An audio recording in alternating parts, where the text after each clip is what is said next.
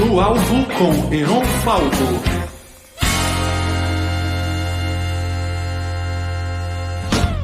Alô, alô, sejam bem-vindos! Você entrou no Alvo, eu sou Heron Falbo. Estamos aqui com o Dr. Marcelo Daher. Dr. Marcelo é um cirurgião plástico, diretor da Interclínica Centroplástica e presidente da Sociedade Brasileira de Cirurgia Plástica Regional do Rio de Janeiro. Daqui a pouco ele vai entrar aí e a gente vai estar com o Dr. Marcelo Daher falando sobre tudo que vocês querem saber de cirurgia plástica e coisas inusitadas que vocês não sabem que querem saber ainda. Fala, doutor Marcelo, que honra! Fala, meu caro Heron, como é que tá indo? Tudo bem? Graças a Deus, tudo certo. E com você? Que prazer estar com você aí. O prazer é todo meu. A gente conseguiu, hein? Quem diria? Muito obrigado. Foi difícil agendar esses horários, né? Mas felizmente está indo tudo bem. Que ótimo. Você está morando em Brasília ou no Rio de Janeiro? Não, eu sou do Rio de Janeiro, da Interclínica no Rio de Janeiro. Mas em Brasília você tem um Brasília hospital? é o meu irmão Zé Carlos Dayer, é outro médico. Ah, entendi. Mas o hospital é de vocês? É porque tem um hospital, não? É um hospital familiar, vamos dizer assim. Não, porque você sabe que eu sou de Brasília, né? Então eu cresci com... Ah, sim, exato. Seu pai, me lembro dele, o Heron, né? Brasília, exatamente. Tinha até o Hotel Heron em Brasília, inclusive. Né? Exatamente. Você conheceu o Hotel Heron lá, deve ter conhecido.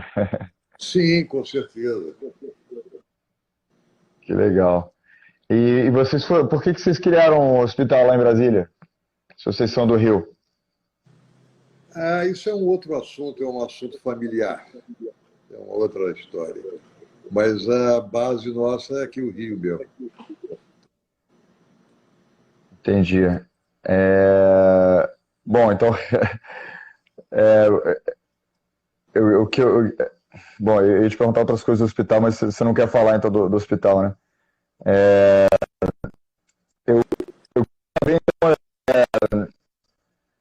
Sobre a coisa que o Diego acabou de me falar, que você inventou essa técnica específica qual é o nome? Eu não sei falar O isso, na nome da verdade. técnica, Heron, é uma técnica chamada plástica eutrófica. Eutrófica. A palavra vem de eu, bom, e trófico, quer dizer, nutrir, nutrição. Significa que a pele, ela, nessa operação, ela está bem nutrida pelos vasos sanguíneos. Essa é que é a ideia. Por isso é que chama eutrófico. O prefixo eu é muito usado, né? Por exemplo, eugênio, eucaristia, eutrófico, entende? Quer dizer, como a gente não escola a pele, a gente deu o nome de eutrófica, porque os vasos sanguíneos permanecem íntegros. E essa plástica tem sido utilizada já há mais de 15 anos, já. Muito embora tenha sido publicada em 2012 somente. Entendi. Mas você mesmo usava? Como? Você mesmo usava ou outras pessoas usavam? Não, ela foi descrita por mim, né? Mas hoje muitas pessoas usam pelo mundo afora. É uma técnica que foi apresentada 20 vezes no exterior e foi publicada numa revista europeia. Então já é muito conhecida. Só um segundinho que tá bom? estão me dizendo que está tendo alguns problemas técnicos aqui. Só um segundo aqui para eu entender. Você está ouvindo bem? Eu estou ouvindo. Eu estou te ouvindo. Tá um pouco, tá caindo às vezes, entendeu? Sei. Eu acho que eu vou tentar. Deixa eu só perguntar aqui, Milena, se você puder escrever no chat aí, porque deu um problema aqui no computador. A minha imagem tá ruim, a minha internet, de repente? A sua imagem está um pouquinho fora de foco, viu? Um pouco fora de foco. Bom, não era para estar, mas de qualquer jeito dá para entender, dá para a gente seguir. Uma outra coisa que me chamou a atenção, na verdade, é para a gente ir um pouco mais além nessa ideia de você ter inventado essa técnica. Eu me interesso em saber como que funciona esse processo de inventar uma técnica. Sim, para quem não conhece, né, o processo médico, né, desde o momento que você percebe que precisa de uma melhoria, até você fazer testes, até você publicar, né, esse tipo de coisa. Isso. Exatamente, é um ponto bom de esclarecer esse.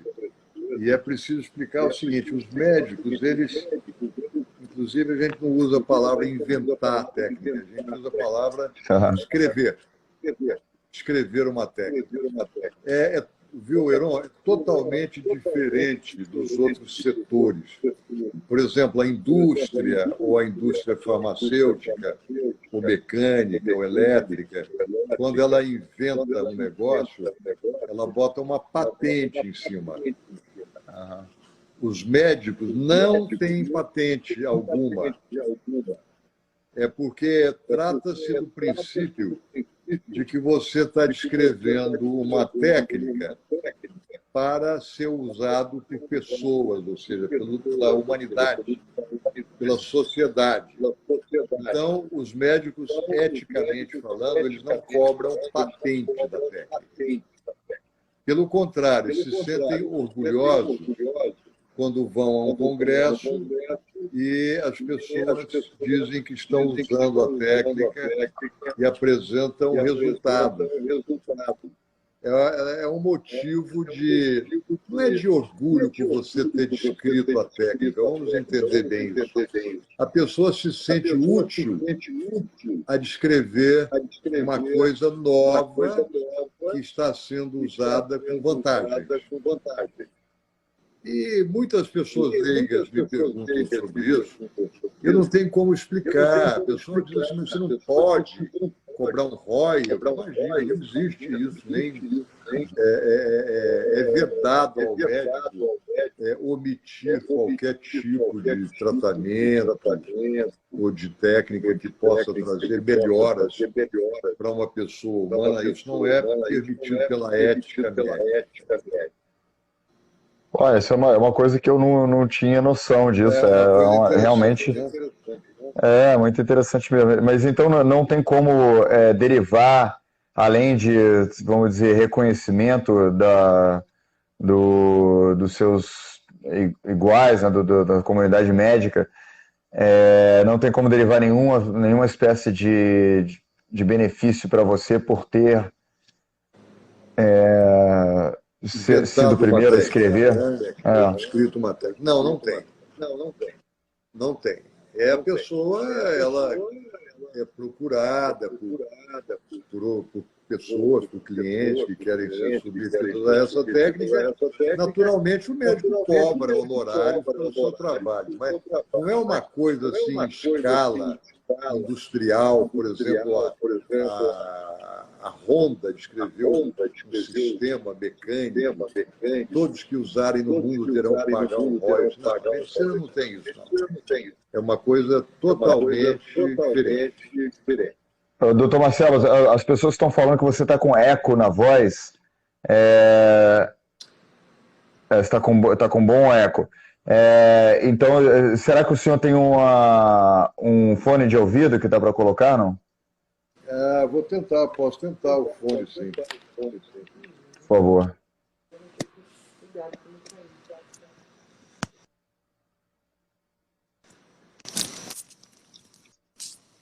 Pode ser também que eu tenho voltado à adolescência agora. Estou usando um aparelho. Pode ser isso também. Você está usando os dentes, é?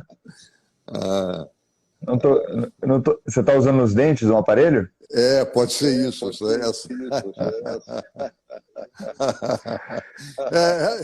Essa mania de a gente querer voltar à adolescência. Eu estou fazendo outras coisas ainda de adolescente. É bom também. É bom também. E você mora onde aqui no Rio, doutor? Eu costumo dizer que eu moro no Jardim Botânico, porque a clínica aqui é no Jardim Botânico e eu passo o dia inteiro aqui na clínica. Então, eu entendo que eu moro aqui no Jardim Botânico. Legal. Mas a minha casa mesmo é na UPA. E o que eu ia dizer? Desculpa, eu me confundi um pouquinho aqui por causa do som aqui, problema de som. Tá, uma coisa interessante que eu queria perguntar para você é sobre a questão de você ser dos congressos de cirurgiões plásticos dos descendentes de libaneses. Aí como é que é essa história, como é que você começou a se interessar tanto pela cultura libanesa, né? É uma curiosidade, isso aí, eu não sei, foi divulgado porque nós plantamos uma árvore lá, um cedro, porque o símbolo do Líbano é o cedro.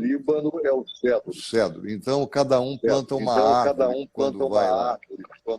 É uma curiosidade, eles têm lá uma sociedade de cirurgia plástica muito desenvolvida e eles amam a cirurgia plástica brasileira. Todos eles têm vários formados aqui no Brasil. Comigo mesmo tem uns 3 ou 4 formados. E a plástica brasileira é muito reverenciada lá em Beirute. Eu próprio já estive operando lá umas 4, 5 vezes. E quando você fala, eu sou um cirurgião brasileiro, nossa, fica uma coisa assim muito importante.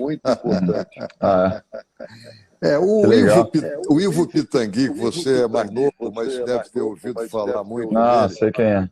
Ele fez um nome internacional para o Brasil e para a plástica brasileira. Né? De maneira que nós que somos alunos dele, hoje em dia usufruímos muito disso. E isso dá para o nosso país também uma projeção muito grande. Mas você pessoalmente não tem uma conexão assim com o Líbano, com suas raízes libanesas? Não, eu sou filho de imigrantes libaneses. Sírio-libanês, mas libaneses principalmente. Claro, tem lá minha família que mora lá no norte do Líbano. Vários primos e parentes, já estive várias vezes com eles. É uma coisa curiosa, essa coisa cultural, viu, Heron? Você às vezes vai lá e vê um parente seu que a sua cara tem os mesmos traços fisionômicos, a mesma origem, mas um tem uma cultura e o outro tem outra diferente. Uma religião é diferente, a língua é diferente, uma coisa incompreensível. E a religião dos seus familiares era ortodoxo, cristão ortodoxo ou católico? Não, é cristão ortodoxo. É uma variação do cristianismo romano. Isso aí tem a ver com aquela história do cisma de Nicéia, quando houve essa repartição das duas religiões. Elas são iguais, na verdade. A ortodoxa tem como o chefe da igreja patriarca grego ou patriarca russo, não sei bem qual é a diferença. E os nossos cristãos aqui do Brasil, os romanos, têm o chefe, o Papa romano. Depende, porque na verdade também houve uma cisão entre a igreja Rússia e a Igreja Grega, né? Tinha o Constantinopla, né? Isso mesmo, Bizantinos, exatamente. etc. E depois esses dois viraram Rússia e a Exato. Grega. Eu tenho a impressão que isso aí, que chamado Concílio de Nicéia, na época do imperador Constantino, se não me engano, tem a ver com a repartição da Igreja Romana da Igreja Ortodoxa. Mas eu não estou certo disso. Eu não estou O certo. Sacro Império Romano era do lado ocidental e o que É, veio hoje ser a Igreja Ortodoxa é o lado oriental, é, que a capital foi para Constantinopla, é, né? Depois virou todos é os isso. países da Europa É. a igreja Católica. É, Mas de qualquer jeito, vocês continuam com a religião ortodoxa ou vocês são católicos hoje em dia? sabe o que que é? Nós não fazemos muita diferença, sabe? Eu, na verdade, não sou assim um homem religioso, para dizer a verdade, mas minha família o é. Então, mas frequentam a Igreja Católica Romana ou a Igreja Católica Ortodoxa, que ela na Lapa, atualmente, no Rio de Janeiro, só tem uma igreja, na Rua Gomes Freire. Mas o rito religioso é o mesmo, praticamente. A diferença é que o padre ortodoxo ele se casa e o padre romano, católico romano, não se casa. É uma das pequenas diferenças que tem entre as igrejas. Eles têm feito um esforço muito grande, o próprio Papa atual, aliás, o Papa atual não, o João Paulo, que teve esse interesse em unir de novo as duas religiões, mas não Não sabia. conseguiu, não conseguiu. Agora, Pô, é muito interessante que difícil. lá é muito difícil isso, porque tem diferenças aí que são difíceis de... Você sabe que essa questão religiosa, ela é muito delicada. Toda vez que você vai propor uma mudança, todo mundo reclama, tem aqueles ala conservadora das igrejas. Não, isso pode. Não, isso não pode. Como que um padre pode casar? Isso é um sacrilégio. Aí o padre da igreja ortodoxa diz é o contrário. Como que o padre pode orientar um casal que está em dificuldade sem ele ter sido casado, ou seja, não sabe bulhufas do casamento, entende? É isso que eu Aí... penso também. Eu sou judeu, né? E rabino casa, bebe, até mais do que todo mundo. Eu tenho 11 filhos. Pois é, quando você vai consultar o rabino, eu próprio consulto os rabinos às vezes, que são homens sábios, né? Sábios. Eles são homens que têm uma experiência de vida completa, né? Ou seja, É eles verdade. sabem, eles são preparados para instruir as pessoas nas suas dificuldades. É uma Muitas curiosidade. vezes eles têm várias empresas, né? Eles são empresários, são empreendedores. Há algum tempo atrás, houve uma cliente, que eu tenho uma clientela judaica imensa aqui na minha clínica, né? Imagina. Mas muitos brincam comigo, é porque você cobra mais barato um pouco. É porque você cobra mais barato. Eu digo, não é. É porque existe uma afinidade histórica entre árabes e Uhum. judeus. Por exemplo, a minha avó, que era de origem libanesa, só queria ir no médico judeu. É uma curiosidade. E, na, e, Mas na, e aqui na clínica, um dia desses tem algum tempo, né? Uma moça me procurou, queria operar o nariz. Eu digo, olha, o nariz nosso, o nariz semita, ele é muito marcante, hein? Pensa bem o que você quer fazer, porque o nariz é muito marcante. E eu não concordo com esse negócio da pessoa ter traços e você pegar e fazer um nariz para ela totalmente diferente das também acho. características raciais. Eu acho que tem que ter um nariz assim. Pode ser, o nariz semita às vezes é meio exagerado, né? Como o meu, por exemplo. Então, é preciso dar uma ajeitadinha assim, light, assim, dar uma retificação. Mas o que eu queria contar não era isso, não. Criou um problema familiar na família dela, que ela achava que deveria procurar médicos da mesma religião dela. Eu digo, olha, isso é uma bobagem, porque não tem nada a ver essa questão religiosa, mas o que o senhor aconselha? Eu digo, aconselho você procurar o rabino, porque o rabino é um homem sábio, geralmente ele sabe o que fazer. E a moça foi lá no rabino, segundo a minha instrução. Aí ele disse, olha, pelo amor de Deus, isso é uma bobagem, não tem nada.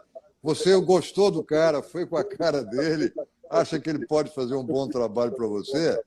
Então, bulhufas para essa história da religião. Mas é apenas para ilustrar essa questão.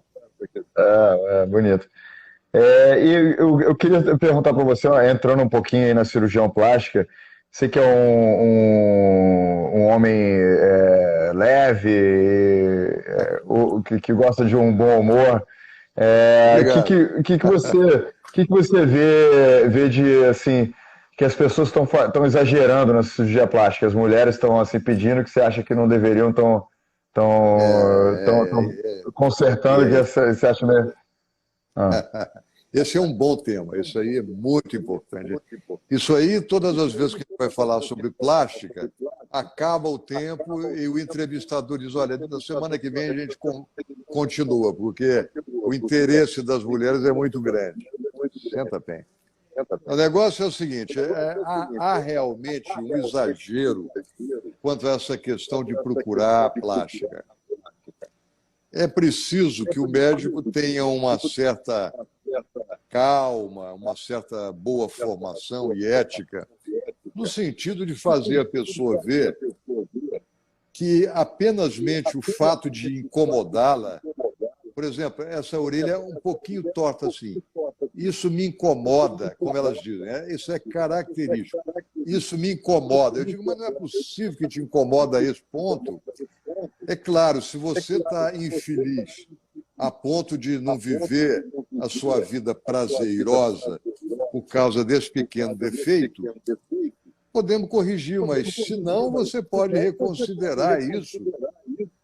Não é verdade? Isso aí eu estou falando de uma pequena deformidade da forma, Heron, mas tem umas mulheres que aplicam esse exagero, inclusive na plástica de rejuvenescimento facial. Por exemplo, para você ter ideia, tem umas que são, a gente chama de multioperadas. E vem aqui para dizer, olha, aqui tem um pouquinho, está sobrando, eu acho que dá para fazer assim um pouquinho. Eu digo, olha, madame, nós não gostamos dessa cara muito esticada, não. Isso é muito feio isso aí. E eles botam um apelido nisso aí, são meio que onomatopeias, né? Botam o nome de bicho, aliás, acho que não serve para esse caso, é cara de lesar, cara de lagartixa, de jacaré, coisas assim, que são ridículas. E uma outra coisa que eu acho que é interessante, porque assim, vocês, hoje em dia, as técnicas e as possibilidades de uma cirurgia plástica são vastas, né? Você pode, praticamente, se tem um canvas ali, você pode fazer o que você quiser. Mas aí eu queria saber até que ponto isso, ou no futuro, ou na sua cabeça, ou qualquer coisa do tipo, você vê uma junção com a arte, né? Porque você vê assim, um pintor, por exemplo, vamos pintar uma mulher linda, né? Uma Vênus de Milo, alguma coisa assim. Porque você tem que ter uma certa sensibilidade artística, não tem? Para ver o que é bonito, o que não é, o que é estético, o que não é. Como é que entra essa parte? Pois é, Heron, isso aí, eu costumo dizer, quer dizer, eu, outros médicos e outros colegas, que a plástica é uma mistura, é uma mistura de tudo, né? Da parte artística, porque essa visão do belo é uma coisa que tem que estar na alma da gente. Você vai me perguntar qual é a definição do belo? Não sei. Depende da cultura. Por exemplo, na África, você pode pegar uma tribo de africanos que perfuram a pele com agulha e elas acham bonito aquilo. Aqui no Brasil não achamos nada bonito. Né? Nós gostamos de ver uma mulher gostosa, bonita na praia, de biquíni e tal, com a pele lisinha e tal, é tudo beleza, né? Mas você imagina que uma mulher pode fazer perfurações na mão e no corpo para ficar com a pele cheia de queloides. Você vai me perguntar, mas isso é bizarro. Não, não é bizarro, é porque na tribo dela, eles acham isso bonito. E os índios têm uma argola no nariz, pô. Essa parte cultural. Aí o que eu queria perguntar para você é o seguinte: chega uma mulher, eu quero melhorar XYZ, aqui, minha sobrancelha tá assim, assado. Você tem que ter uma certa sensibilidade artística no sentido de que sim, até que ponto, até onde, o que é belo, né? Qual a expectativa dela, né? Porque isso te faz uma pessoa mais procurada, um médico mais procurado, etc. Não tem dúvida, claro. Não pode ser um médico apenas cirúrgico, viu, Heron? Ele tem que ter a habilidade manual no manejo, ele tem que ter a capacidade da artesania e tem que ter a capacidade artística de perceber o que é o belo e o que não é indicado e o que não é indicado. Essas três qualidades devem ter no cirurgião plástico. Mas tem uma mais importante que eu gostaria de lhe falar, porque essa sua entrevista é muito boa, porque ela tem um caráter educativo para todos que estão nos assistindo. E eu atualmente sou o presidente da Sociedade Brasileira de Plástica, da regional aqui do Rio de Janeiro, e eu tenho insistido que a questão nossa maior é uma questão de educar não só os pacientes, como também os médicos. Têm que ser educados. Porque o médico não pode ceder, porque a mulher ela é teimosa. Né? Se você diz para ela não deve fazer isso, ela vai teimar e dizer que ela quer, ou então vai procurar outro que faça. Por exemplo, nós temos tempo para dar uma explicação curiosa? Por favor, claro, muito. Essa última vez que eu estive lá no Líbano, quando eu saltei do avião para pegar a alfândega, eu quase tive um colapso de tanta mulher com o lábio preenchido. E são mulheres bonitas, lindas, né? Mas com o lábio assim, beiçudas, né? Aquilo me causou um choque. Então, quando eu cheguei lá no Congresso, eu comentei com os médicos lá, eu digo, olha, vocês não devem fazer esse preenchimento do lábio das mulheres, porque fica uma coisa muito feia, exagerada. As mulheres ficam parecendo factoides. Algumas vezes parecendo ETs. Até. Aí sabe o que eles disseram? Doutor Marcelo, não adianta, porque a gente manda elas não fazerem.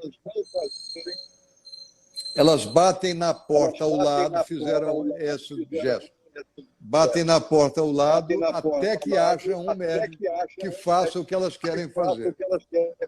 Então, assim, o médico tem que ter É por isso que eu digo, essa questão psicológica do cirurgião plástico, esse entendimento da psicologia, é muito importante. Você tem que entender a criatura para podê-la convencê-la do que é o melhor para ela. E existe um problema na nossa era, né, na era da informação, que a gente tem acesso a tanta coisa, que às vezes a gente tem um capricho, né? A gente tem uma coisa assim, eu vi umas fotos e eu gostei, e aí você cria uma identificação, eu quero muito ir pro Tahiti. Aí você fica com isso na sua cabeça por resto da vida, porque você viu uma foto que talvez, assim, em outra era, você nunca ia ter visto uma foto do Tahiti e não ia fazer diferença nenhuma na sua vida. Para as mulheres, muitas vezes elas veem um monte de mulheres diferentes, vê o Instagram de um monte de gente, aí fala, pô, essa mulher tem um lábio muito bonito. Mas às vezes ela é uma loira alemã, né, descendente polonesa, sei lá, e tá olhando para uma negra, aí que tem um lábio mais robusto que ela, que não ficaria bom nela, né? Mas ela ficou obcecada com aquela coisa de lábio sensual, porque viu uma foto, e não está adaptada ao corpo dela, né? Ao jeito dela, o biotipo, biotipo racial. Acontece frequentemente. Heron, você quer ver que interessante essa questão da prótese mamária? A mulher vem para fazer uma consulta, né? Geralmente é uma jovem. Então, você a examina, analisa todas as dimensões, vê as tendências dela, e aí você diz que deveria colocar, eu nunca digo tal número, mas por volta de. Por exemplo, aqui na nossa clínica, nós experimentamos 3 tamanhos. O que foi indicado, um acima e um abaixo. Para ver o que ficou melhor. Mas é matemático. Ela já tem na cabeça dela um número. Ela, de uma amiga que ela viu, e perguntou quanto você botou. Ela falou, botei 330. Esse número bate lá dentro do cérebro dela e fica gravado. Mesmo que você queira contrariar, você às vezes quebra a cara. E às vezes você opera mãe e filha, ou 2 irmãs. Há uma competição, você tem que mais ou menos respeitar isso. Sabe? Você não pode falar, olha, para a sua irmã ficou melhor o 330, para você fica melhor 270. Ela briga com você, hein? Porque tem uma competição. Ela tem que ganhar, né? Tem que ser maior, né? Tem que ser mais voluptuoso, né? Mais ou menos isso. É isso que eu justo que é a minha pergunta, né, dessa coisa do artista dentro de você como médico, é porque, assim, pelo que eu estou vendo, assim, você não tem muito espaço, né,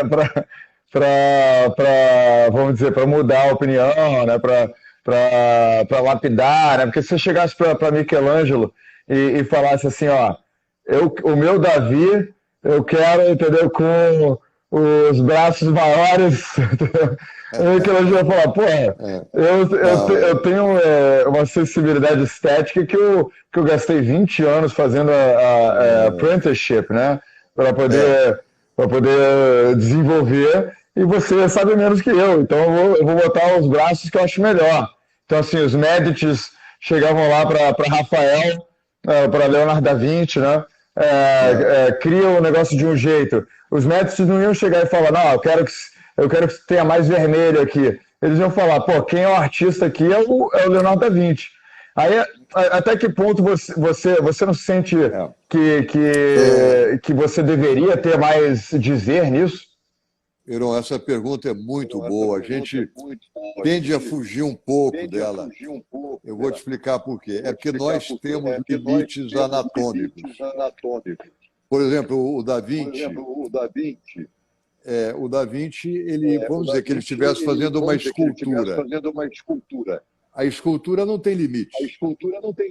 Você tem um bloco de mármore na sua frente ou de gesso. E você vai fazer a forma que melhor lhe aprouver. O cirurgião não é assim. Ele tem um limite, claro, né?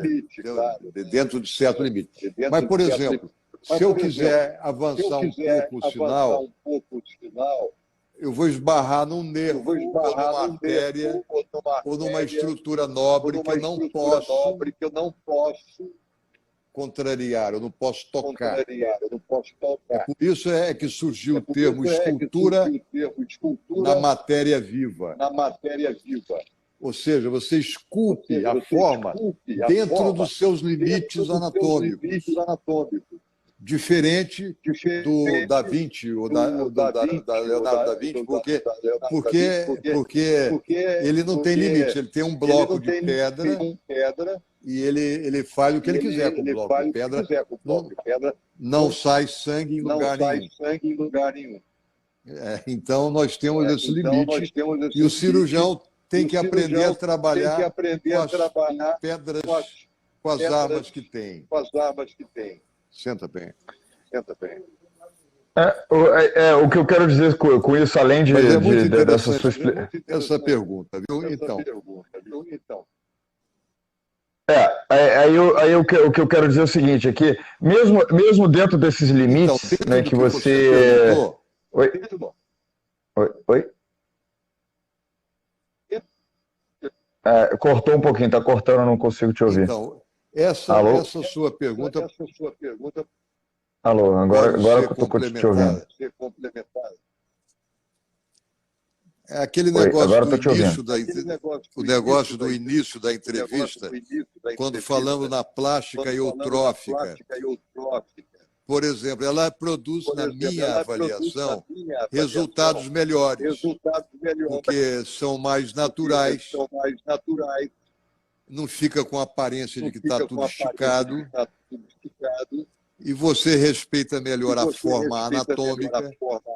É uma forma que o cirurgião plástico tem de expressar sua arte. Porque uma cirurgia plástica, Heron, não é uma receita de bolo. A receita de bolo, você vai na casa da sua avó, ela diz, mas que torta deliciosa. Ela diz, assim, bota uma colher de farinha, outra de farinha, 2 ovos, tarará, tarará, tarará, mexe tudo, bota no forno. Mas uma cirurgia plástica não é assim. Ela tem as delicadezas e as pequenos filigranas que cada um consegue fazer no sentido de melhorar e ter um melhor resultado. É essa que é a expressão artística, vamos dizer. Não ela não é, vamos dizer, sem limites, como, por exemplo, um pintor ou vamos dizer, um escultor, porque ele tem limites anatômicos que devem ser respeitados.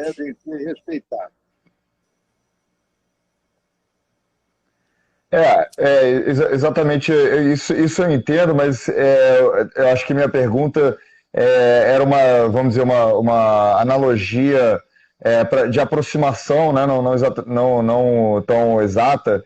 Então, o que eu quis dizer, na verdade, é que assim, se você vai fazer um preenchimento de ou 330 ou 270, eu não sei como é que seria o visual disso, não tenho ideia.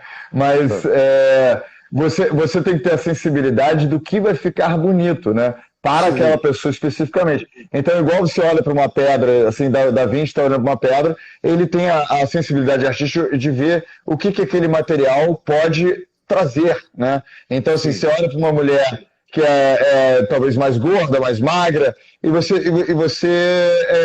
com a sua sensibilidade, com a sua experiência, você vê até que ponto eu posso esculpir aquilo, até que ponto vai ser exagerado, até que ponto vai ser talvez imperceptível.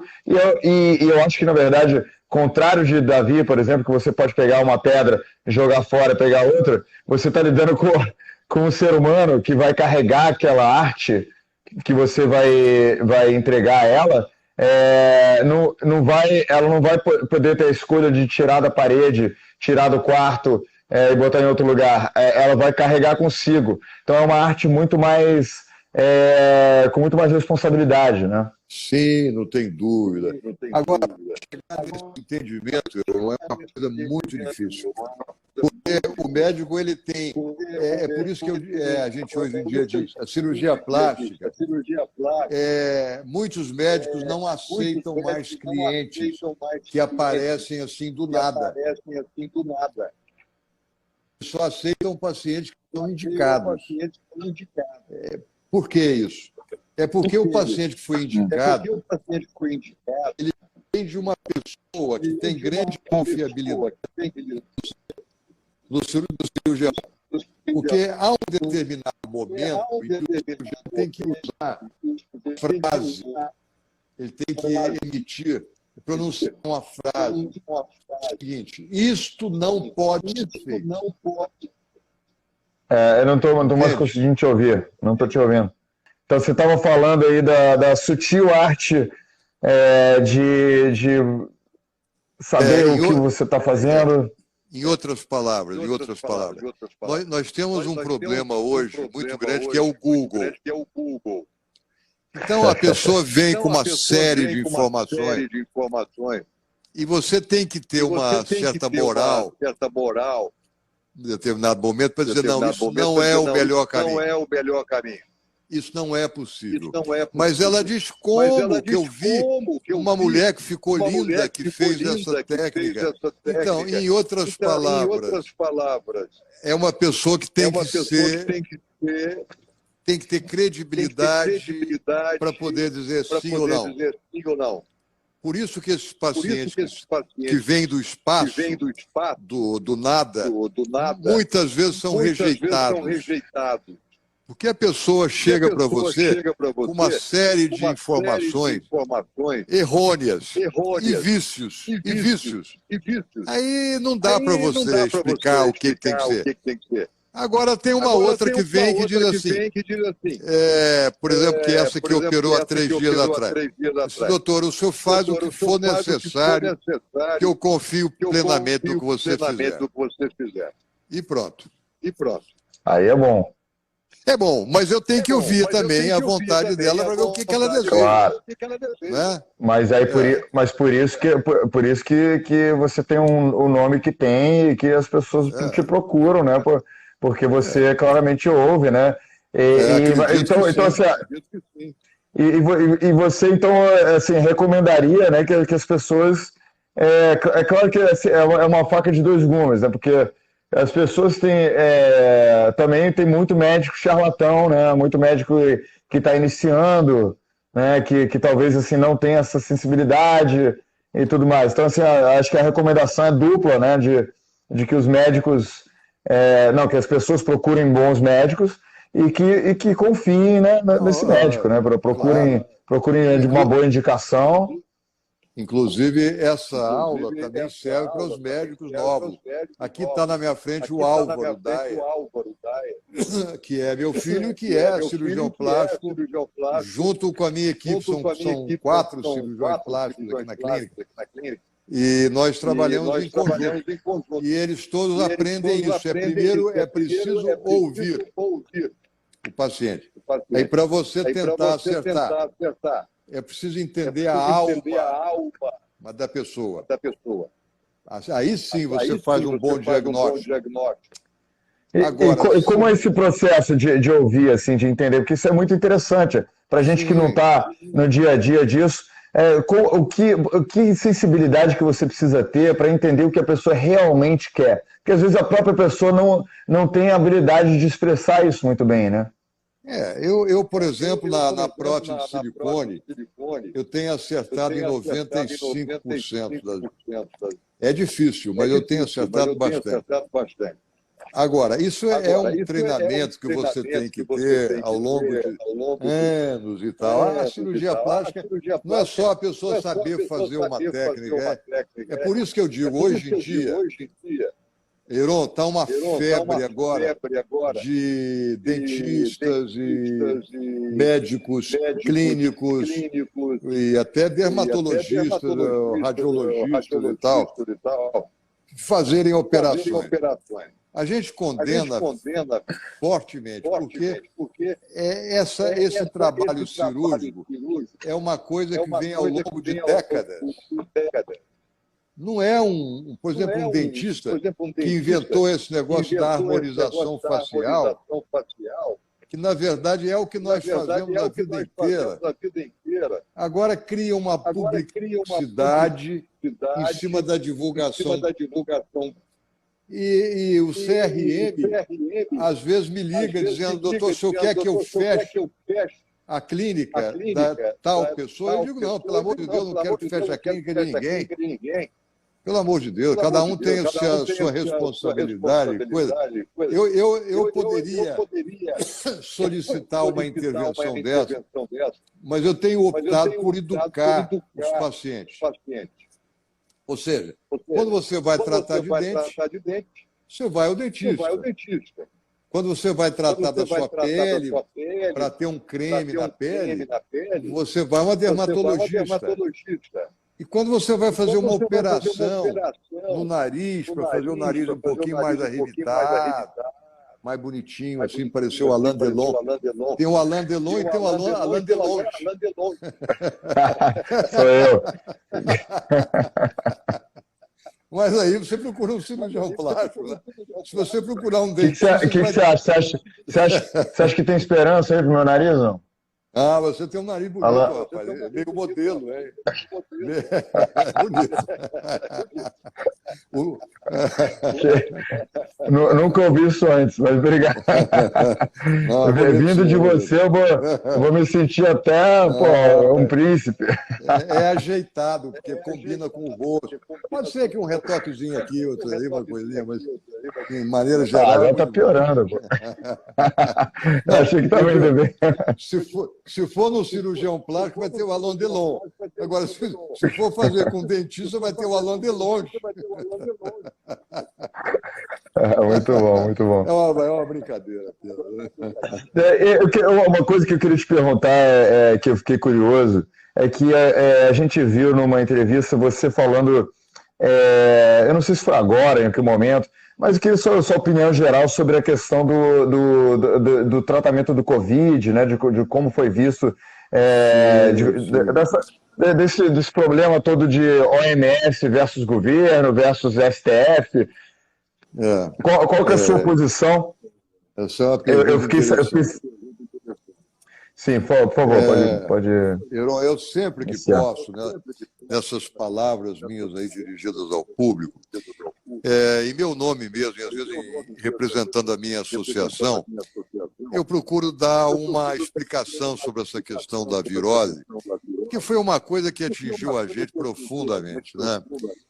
Você sabe, tem uma imiscuidade entre a questão médico-científica e a questão política. E a questão médica tem levado desvantagem nessa luta aí, porque a parte política tem prevalecido um pouco. Isso é um absurdo, é uma ignomínia, porque você vê, em vez das pessoas procurarem serem humildes, entenderem os governantes, agora está aí sendo publicada uma série de artigos. Não adianta tirar pedra todo mundo em todo mundo, pô. Entendeu? O presidente, o governador, o prefeito têm feito esforços dentro das suas medidas. Eu, por exemplo, conheço vários países do mundo e vários sistemas médicos do mundo. Eu posso lhe assegurar que o nosso sistema médico é muito competente. O SUS, para começar, que atende a 220 milhões de pessoas. Você vai nos Estados Unidos, não é bem assim como aqui no Brasil, não, hein?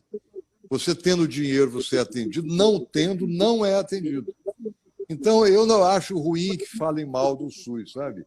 É claro, tem que melhorar umas coisas aí, tem que diminuir a corrupção e tem que a coisa ver sempre ir pelo lado social. Eu não acho que o governo tenha feito mal. Esse negócio das vacinas está meio complicado, porque eles foram um dos primeiros a dar dinheiro para a AstraZeneca, parece que deram 100 milhões, e depois não receberam as vacinas. E a vacina da Pfizer tem um problema que o presidente não quis aceitar a tal da cláusula de o laboratório não ter responsabilidade sobre efeitos colaterais. Eu, pessoalmente, acho que ele estava errado, porque se o FDA americano usou a vacina, a Inglaterra usou, a Alemanha usou, Israel usou com resultado, por que não já logo fazer o negócio para aplicar aqui no Brasil, forem querer criar dificuldades burocráticas? Tem pequenos erros aí.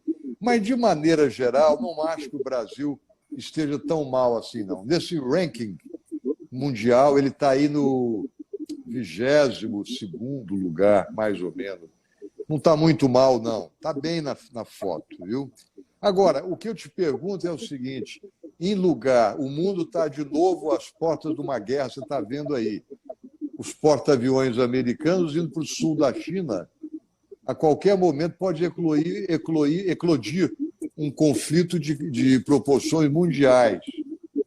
Lá no Oriente Médio, mesma coisa, negócio de arma, mísseis, aviões, etc. Eu pergunto para você, esses bilhões de dólares que gastam com as armas, porque as armas não dão vitória a ninguém. Você sabe disso. Hoje um país tem uma arma, amanhã o outro tem a mesma arma. Eu não acho que vai ser sempre um que tenha mais arma que os outros, não. Você viu lá agora, lá no Nagorno-Karabakh, lá na Armênia, deram armas poderosas para os dois lados, e no fim não tinha nem ganhador ou vencedor, porque acabou tendo predominado uma facção com os drones que a Israel e a Turquia mandaram para eles. Mas isso é hoje, amanhã os outros têm as mesmas armas, a mesma coisa.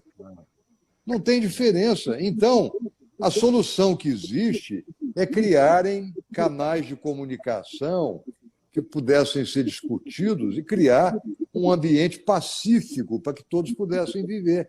E esses bilhões de dólares que gastam comprando mísseis, você sabe quanto é que custa um drone daquele, Heron?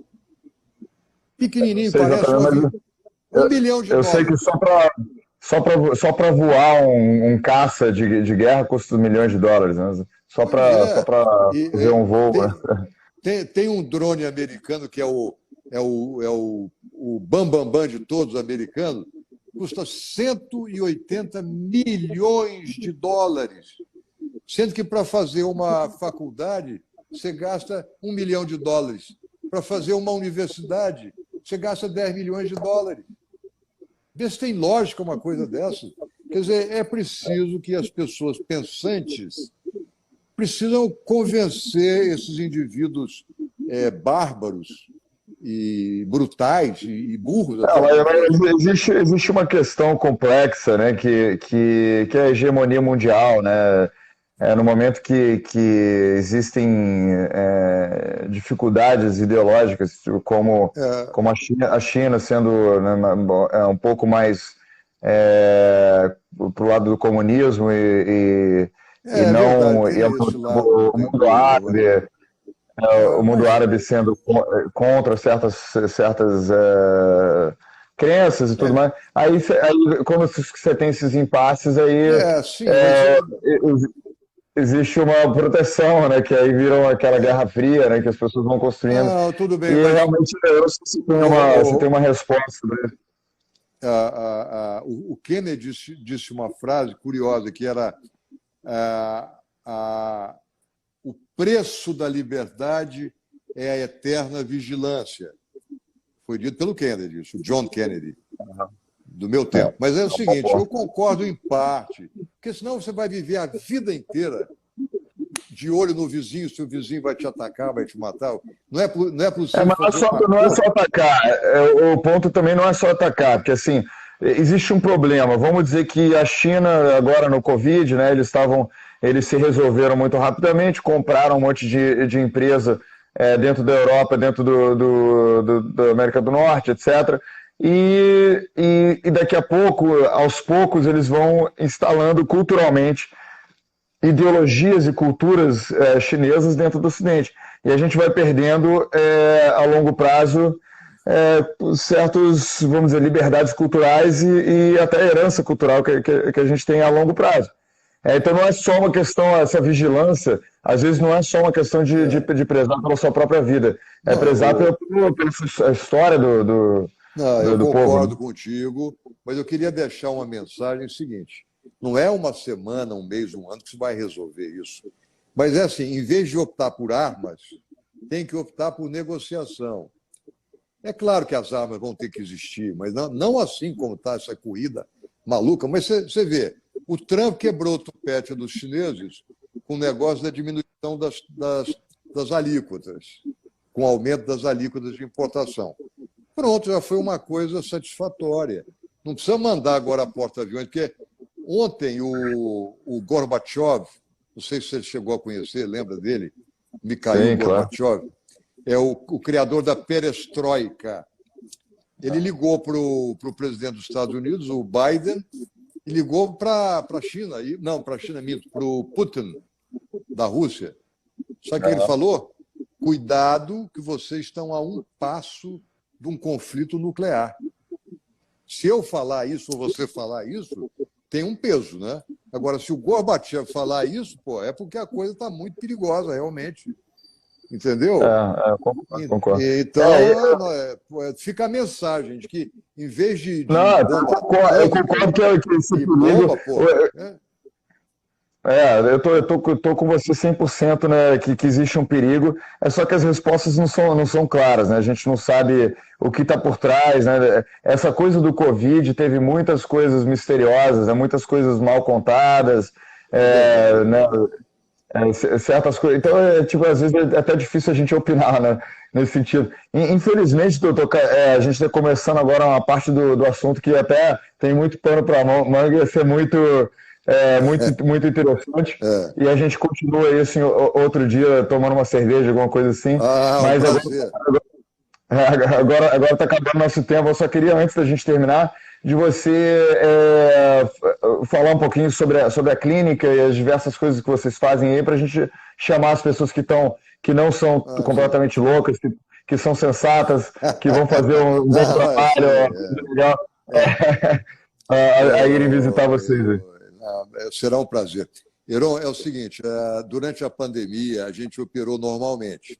Só paramos aquele mês mesmo de março, abril, que foi agudíssimo, né, a questão da crise, e paramos um pouco. Mas chegamos a operar aí na faixa de 25, 30 pessoas aí por mês, mais ou menos, tomando todos os cuidados, né?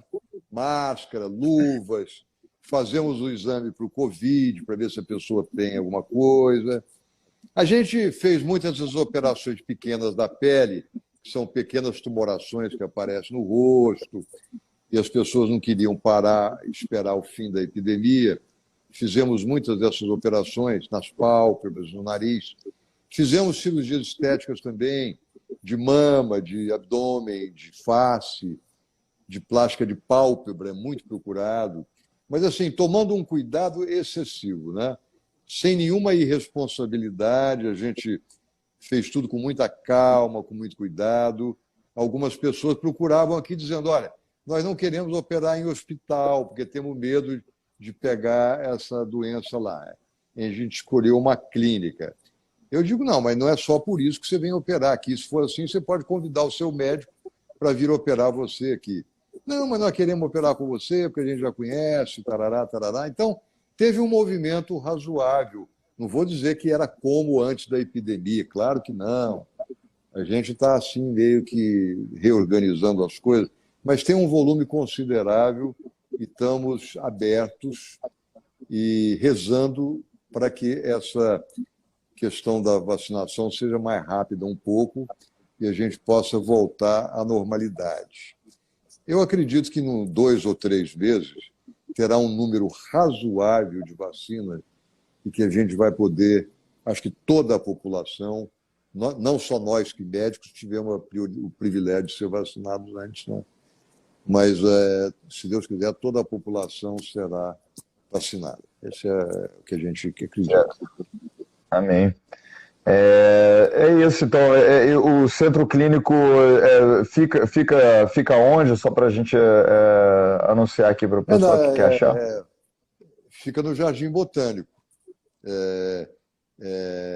Só para você ter uma ideia, é uma das poucas clínicas de plástica que continuam vivas ainda. E ela funciona desde 1990 até o ano 2000, depois de 2021, há 31 anos. E vocês têm alguma especialização, alguma coisa que vocês indicam especialmente, que vocês fazem melhor? Carro-chefe nosso aqui é a cirurgia da face, né? Como eu tinha te explicado no começo.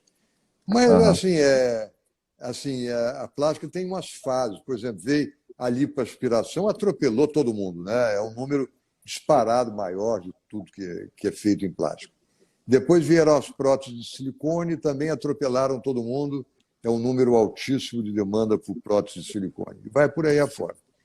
Então, a gente está polivalente, vamos dizer, nesses procedimentos.